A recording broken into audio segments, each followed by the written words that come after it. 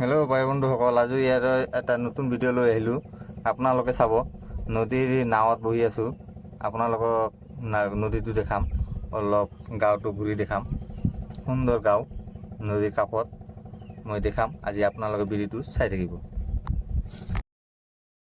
নদীৰ পাৰলৈ আহি পালোঁ।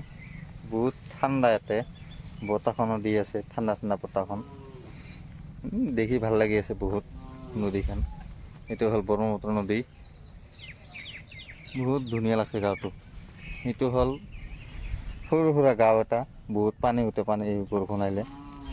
এই যে এতিয়া নাও দুটা ৰাখি দিছে, সেইটো কিবা নষ্ট হৈছে নেকি, ঠিক কৰি আছে নাওকেইটাত। এইটো নাও, আৰু এইটো হ'ল মোৰ পিছফালে যিটো আছে এইটো নদী। ভাল লাগি আছে, নদীটো ভাল লাগি আছে।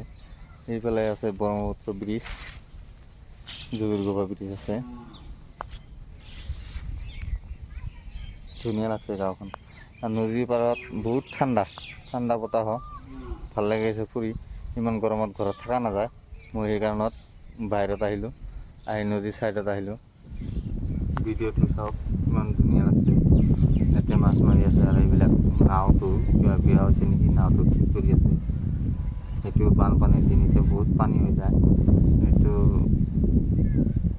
বানপানী হ'লে লাগব, সেইকাৰণে ঠিক কৰি আছে।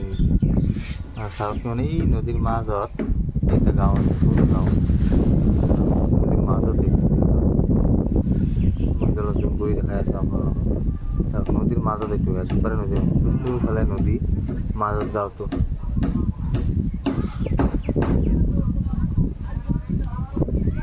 ভাল লাগি আছে, বহুত ভাল লাগি আছে এইটো।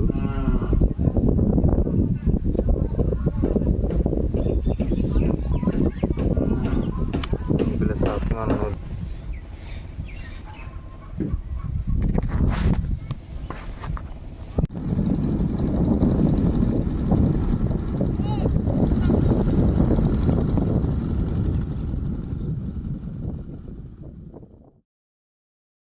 যাই আছে এটা নাও।